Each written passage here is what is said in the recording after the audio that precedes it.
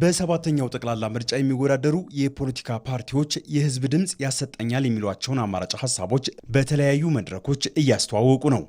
የኢትዮጵያ ብሮድካስቲንግ ኮርፖሬሽን ባዘጋጀው የምርጫ 2018 የፓርቲዎች ክርክር መድረክ ብልጽግና ፓርቲ፣ ሰላም ለኢትዮጵያ ጥምረት ፓርቲ፣ የአማራ ብሔራዊ ንቅናቄ አብንና እናት ፓርቲ ሰላም ትርክትና ሀገረ መንግስት ግንባታ በሚል ርዕስ ላይ ሀሳቦቻቸውን አቅርበዋል።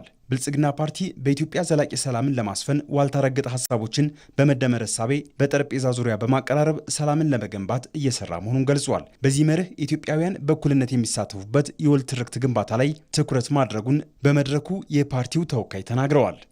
ብልጽግና ፓርቲያችን በኢትዮጵያውያን ሀገረ መንግስት ምስረታ ግንባታ ሂደት በተፈጠሩ ጫፍና ጫፍ የቆሙ ትርክቶች መካከል ያለውን ተቃርኖ በመደመር እሳቤ ድልድይ ሊገነባለት ይሰራል።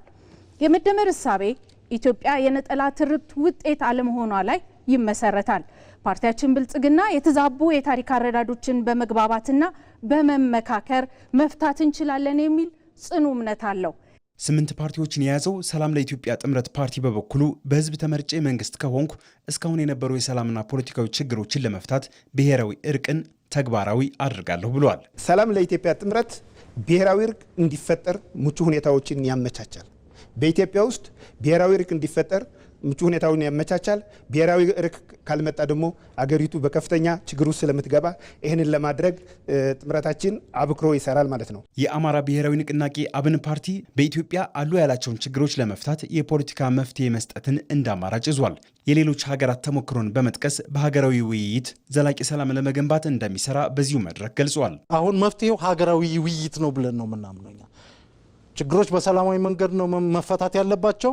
ልምዶች አሉ። ከደቡብ አፍሪካ፣ ከሰሜን አየርላንድ፣ ከሩዋንዳ፣ ከዩጎዝላቪያ ከውድቀታቸውም ከምርታቸውም መፍትሄ የምንወስድባቸው ሁኔታዎች አሉ። መሰረታዊ መርሆቻችን የፖለቲካ መፍትሄ ቀዳሚ መሆን አለበት። የኃይል አማራጭ መሆን የለበትም።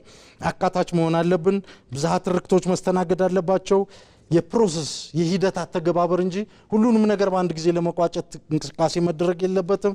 ተጠያቂነትና ፍትህ መደረግ አለበት። ኢትዮጵያን የተሻለች ሀገር ለማድረግና ዘላቂ ሰላምን ለመገንባት የሀሳብ ልዩነቶችን በድርድርና ሰጥቶ መቀበል መርህ አሰፍናለሁ ያለው ደግሞ እናት ፓርቲ ነው። ፓርቲያችን እናት ፓርቲ ሀገራዊ ፓርቲ ነው።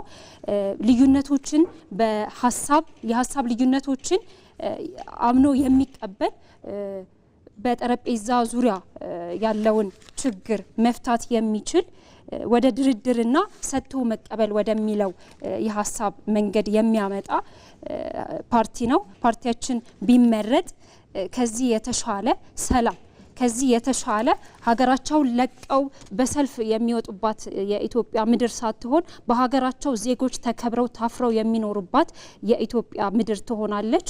የፖለቲካ ፓርቲዎቹ በሰላም ትርክትና ሀገረ መንግስት ግንባታ ዙሪያ በተነሱ ጥያቄዎች ላይ ሰፊ ክርክር ያደረጉ ሲሆን የኢትዮጵያ ብሮድካስቲንግ ኮርፖሬሽን ዜጎች መረጃና እውቀት ላይ ተመስርተው እንዲመርጡ የሀሳብ ትግል የሚደረግበት የፓርቲዎች ክርክር መድረክ እያዘጋጀ ነው።